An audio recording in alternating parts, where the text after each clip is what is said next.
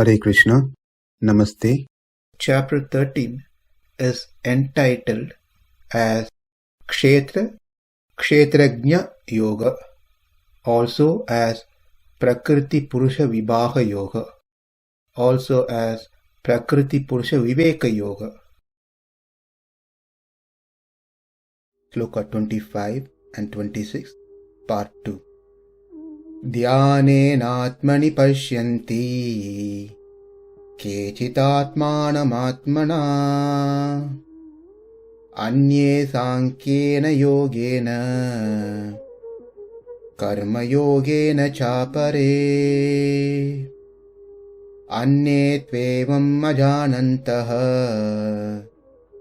śrutvānyebhya upāsate tepi cātitaranty mṛtyuṁ śruti-parāyaṇāḥ. In the previous session, we learned the essence of these two slokas. Now we will see the details of each of these different ātmānyanis. Dhyānenātmani paśyanti kecid ātmānam ātmanā. The person in the yoga ladder attains the dhyana stage as he has completed successfully the karma-yoga and jnana-yoga, by which his mind is purified. Therefore, he is able to fix his mind and able to see the Atma. When we say he sees the Atma, we should understand that he sees himself, not that Atma is a third party where he is another entity seeing the Atma. And of course, as we already said, it applies when we as Atma sees a Paramatma, because Paramatma and Jivatma are two different entities. At this stage, we don't have to mention that we have gone through this in several chapters, that Atma and Paramatma, Jivatma and Paramatma are not one and the same. They are two different entities. So this person who has completed his karma yoga and jnana yoga now able to see the Atma because he is able to fix his mind and meditate upon the Atma. So he is the top one in the list. The next person, who is other than what we just spoke, anye sāṅkhyena yogena karma-yogena cāpare. This is the person who have not attained the necessary perfection in dhyana yoga. He is in the process of preparing himself to attain that stage of perfection. Therefore, he can become fit to do dhyana. Hence, this person, with the help of karma yoga, jnana yoga, work towards the stage of perfection to purify his mind and be able to fix his mind without being distracted or attracted to those things which are not related to Atma. And in the 26th sloka, anye evam ajānantaḥ śrutvānyebhya upāsate, who have not started anything, even karma yoga, they, by hearing from the authority, then they develop interest towards practicing what has been said and gradually attain the purification of mind and able to fix their mind and seize the Atma. There's another interesting category of people who only like to hear. They are not interested in practicing anything. We can see that sometimes people present in many of the lectures for many years, but they have not taken further step. They are not committing themselves to grow further. Whether we appreciate or not, for sure Krishna appreciates even those people. And Krishna says, tepi cātitaranty mṛtyuṁ śruti-parāyaṇāḥ. Even those having listening as their only interest do cross over the material existence. This may appear to be a very interesting card that people may be happy that all I have to do is just simply listen and really don't need to apply any of these things in my life. But Krishna is very smart, smarter than all of us. Now let's get back to our first person who has completed his karma-yogena yoga successfully and sees the Atma. Why and how? Because he has purified. His mind is clear with no contamination and he is able to fix his mind. He is able to do that because he completed his karma yoga and jnana yoga successfully.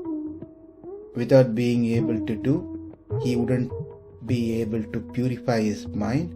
If he has not purified his mind, then he won't be able to see himself, see the Atma. And that is what the second person does.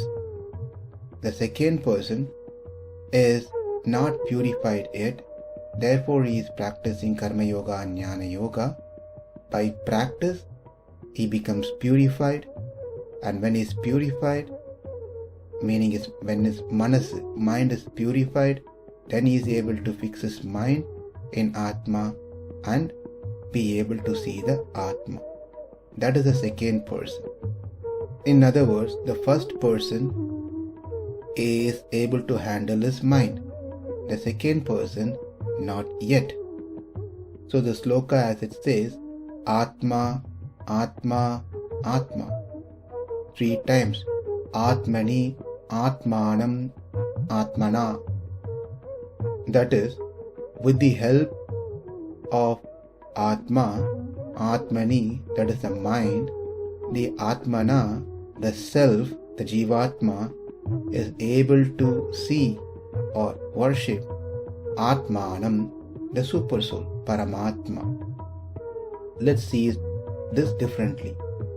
Ātmani, the body in which ātmānam, the self is situated, is able to see itself through ātmanā, the mind. So we already studied earlier that the term Atma can be referred to the body, the senses, the mind, and of course the living entity, the Jivatma. It depends on the context, how it's been used. So, the Atma who is situated in the body which is called Atma, is seen by the Atma, the living entity, the self, through the Atma. Here the Atma is mind. I'm going to repeat this because it may be confusing otherwise. The Jivatma, the living entity, Atma, sees the Atma, meaning itself, who is situated in the Atma. Now this Atma is body because the Jivatma is situated within the body, and this body is also called Atma. How does he able to see that? Through the Atma. And this time this Atma refers to mind. So we can take that Atma as Jivatma that he sees, or one can interpret that as Supersoul, Paramatma, who is also situated within. But this is all possible for that person because he has successfully completed the prerequisite, which are karma yoga and jnana yoga, by which they are able to see the self. But this becomes a prerequisite, that is, understanding of the self, being self-realized, becomes the eligibility for one to see the Paramatma through the process of bhakti. And this whole thing is made much easier through the Krishna consciousness process that we will see as we go to the end of this discussion. We are still discussing the 25th sloka. We have seen the first one.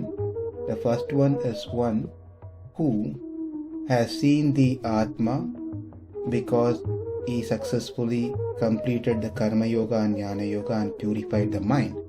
The second level of person who has not purified his consciousness, his mind yet, therefore he is still practicing either karma or jnana yoga, by which he will be able to eventually come to the stage of dhyana and able to see the self.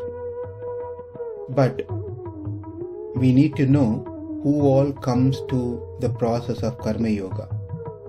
In other words, who all does not go to jnana yoga or not ready to go to jnana yoga. Number one, those who are not eligible for jnana yoga. Why?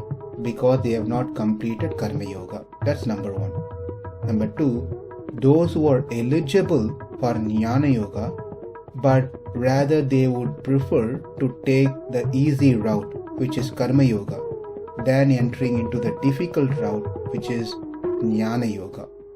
So they might have decided to stay within practice of karma yoga. As we already learned, even through the process of karma yoga, one can become self-realized. They don't even have to take up the jnana yoga. This we learned in the first 6th chapter of Bhagavad Gita. There is a third person who, though eligible to take up jnana yoga, but for the loka sangraha, meaning for the welfare of the society, he does not take up jnana yoga. Why? Because he may be qualified to perform jnana yoga, but if he is a person who is representing someone to be looked upon, then those people who are his followers may also follow his path, and these followers may not be ready to take up jnana yoga. They may not be qualified to take up jnana yoga.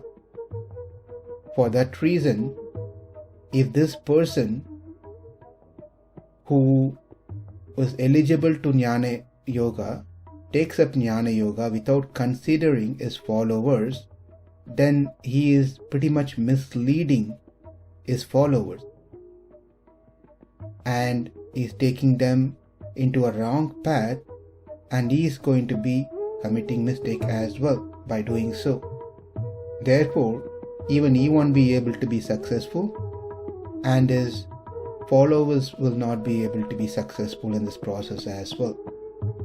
Therefore, 3 people who does not take up jnana yoga. Number 1, obviously those who are not eligible to perform jnana yoga, they stay doing karma yoga. Number 2 are the ones who are eligible to perform jnana yoga, but they decide to stay practicing karma yoga because that's easier compared to the difficulties involved in jnana yoga. Those who are hearing this for the first time, to understand what are the difficulties involved in jnana yoga compared to karma yoga, can refer to or hear to the 3rd chapter, 8th sloka. And the third person was eligible to perform jnana yoga, but he restrained by doing so for the welfare of the society, of his followers. But one should not think because he is doing karma yoga, he doesn't have jnana in it. The karma yoga which does not have jnana is simply called karma, not karma yoga. Karma yoga is inclusive of jnana. That we have learned in the 4th chapter, 18th sloka. Karmani akarmaya paśyate, akarmani cha karmayaha, sa buddhiman manushyeshu, sa yuktah krishna karma krita. This could be another recap for those who are interested to know how one should perform karma yoga, how karma yoga is inclusive of jnana, and it is the jnana within karma yoga which helps one to progress. Otherwise, just performing karma alone is going to bind us into this world. So, one who has mastered the yoga is able to see the Atma who is situated in this body, within that body, meaning able to see the Atma as the first step. Then through the process of bhakti yoga, he sees the Paramatma. This happens with the help of the mind, purified mind, by means of meditation, dhyana. And this is the top jnani in the list of 4 that we have seen. And the second one is one who has not yet attained the necessary proficiency, perfection in the yoga. He prepares the mind to become fit for yoga through the process of either karma yoga or jnana yoga. Then he purifies and get prepared and able to see the Atma. We have 2 more category that we need to see, that we will continue in the next session. That is from the 26th sloka. Namaste. Hare Krishna.